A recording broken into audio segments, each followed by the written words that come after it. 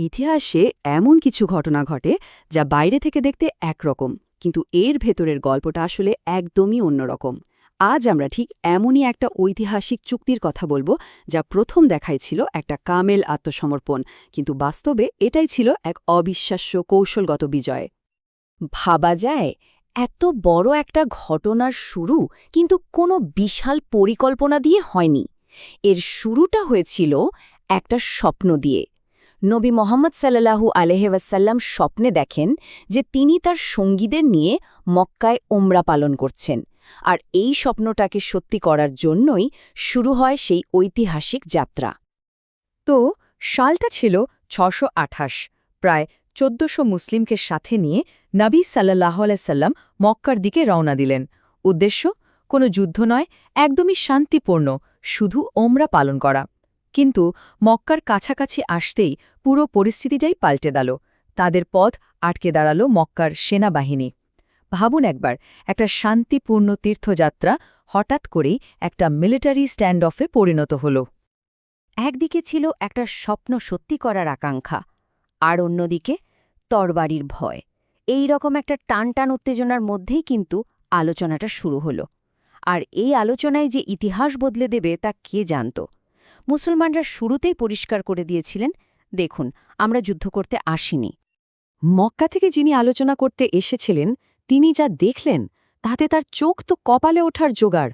আরে তিনি পারস্যের সম্রাট খসরু, রোমের সিজার, কত বড় বড় রাজাদের দরবার দেখেছেন, কিন্তু এমন দৃশ্য তিনি জীবনেও দেখেননি।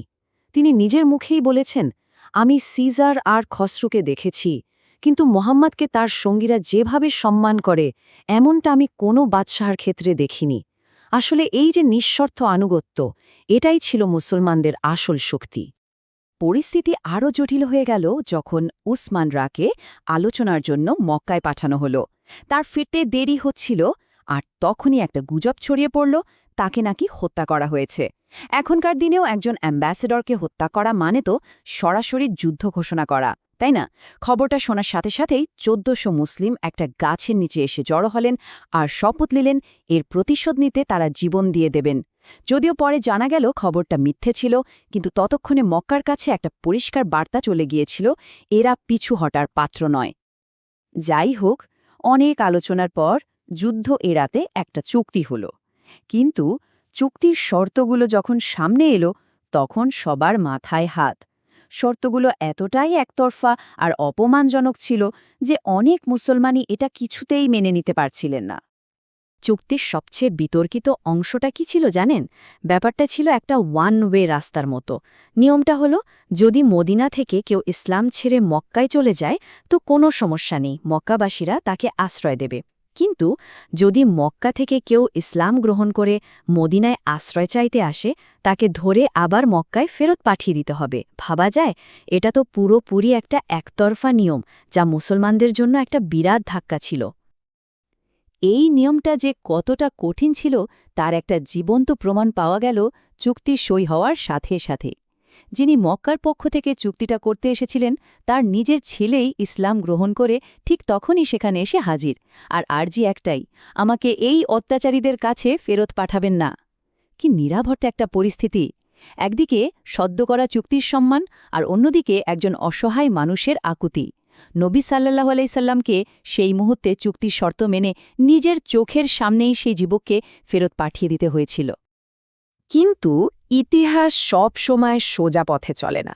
যে শর্তটা বাড়ানো হয়েছিল ইসলামকে দমিয়ে রাখার জন্য, সেটাই কিছুদিন পর মক্কার জন্য সবচেয়ে বড় মাথা ব্যথার কারণ হয়ে দাঁড়াল। কিভাবে? চলুন সেই গল্পটাই এবার শোনা যাক। এই গল্পের হিরো হলেন আবু বাসির নামে এক ব্যক্তি। চুক্তির শর্ত মেনে তাকেও মক্কায় ফেরত পাঠানো হলো, কিন্তু তিনি দমবার পাত্র ছিলেন না। সেখান থেকে কোনোভাবে পালিয়ে গিয়ে তিনি মক্কার যে বাণিজ্যিক রুটটা ছিল ঠিক তার পাশেই একটা আস্তানা গাড়লেন। এবার কি হলো? মক্কা থেকে আরও যারা ইসলাম গ্রহণ করে পালাচ্ছিল তারা তো আর মদিনায় যেতে পারছিল না, তো তারা সবাই এসে আবু বাসিরের সাথে যোগ দিতে শুরু করল। দেখতে দেখতে সেখানে একটা ছোট্টখাটো দল তৈরি হয়ে গেল, আর তাদের কাজ ছিল একটাই, মক্কার বাণিজ্য কাফেলাগুলোর ওপর আক্রমণ করা। ফলাফল, মক্কার অর্থনীতি প্রায় ভেঙে পড়ার জোগাড়। শেষ পর্যন্ত মক্কাবাসীরাই নবী সাল্লাল্লাহু আলাইহি সাল্লামের কাছে এসে অনুরোধ করল, দয়া করে এই শর্তটা তুলে নিন। এখানে আরও একটা মজার ব্যাপার আছে। চুক্তির শব্দগুলো খুব সাবধানে খেয়াল করলে দেখা যায় সেখানে লেখা ছিল কোনো পুরুষকে ফেরত পাঠাতে হবে। নারীদের ব্যাপারে কিন্তু কিছুই বলা ছিল না। আর এই ছোট্ট একটা আইনি ফাঁক কাজে লাগিয়ে অনেক নারী যারা ইসলাম গ্রহণ করেছিলেন তারা খুব সহজেই মদিনায় আশ্রয় পেয়ে যান। এটাও ছিল একটা অপ্রত্যাশিত কিন্তু দারুণ কৌশলগত জয়। তো যে শর্তগুলো নিয়ে এত সমস্যা ছিল সেগুলো তো একটা একটা করে মিটে গেল, কিন্তু এই চুক্তির আসল এবং সবচেয়ে বড় পাওয়াটা ছিল অন্য জায়গায়। সেটা কি? সেটা হলো আগামী 10 বছরের জন্য একটা যুদ্ধবিরতি। 10 বছর শুনতে হয়তো শুধু একটা সংখ্যা মনে হচ্ছে, তাই না? কিন্তু এই 10 বছরের শান্তিই ছিল আসলে আসল বিজয়। এই সময়টায় ইসলামের প্রসারের জন্য এমন সব দরজা খুলে দিয়েছিল যা আগে কেউ কল্পনাও করতে পারেনি। একবার ভেবে দেখুন তো, একটা কমিউনিটি যখন 10টা বছর কোনো যুদ্ধ বা সংঘাতের চিন্তা ছাড়াই কাজ করার সুযোগ পায় তখন তারা কি না করতে পারে।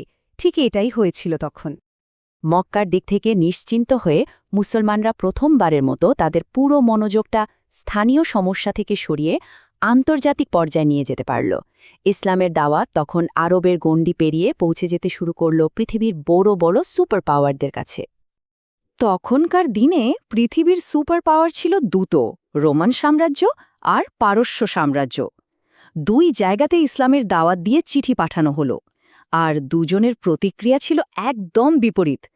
রোমান সম্রাট হেরাক্লিয়াস খুব আগ্রহী হলেন, তিনি নবীর ব্যাপারে খোঁজ খবর নিলেন এবং বেশ মুগ্ধও হলেন।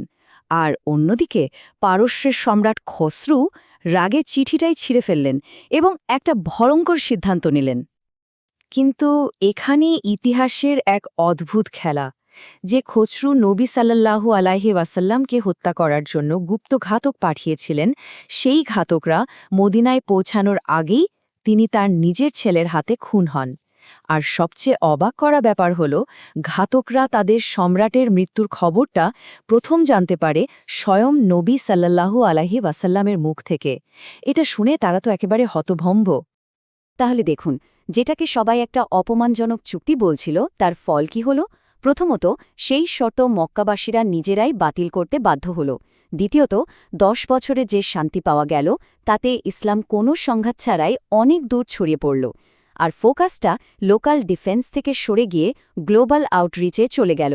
অর্থাৎ হুদায়বিয়ার সন্ধি, যাকে শুরুতে একটা পরাজয় মনে হচ্ছিল, সেটাই আসলে একটা সুস্পষ্ট বিজয় বা ফাতহ মুবিন হিসেবে সামনে এলো।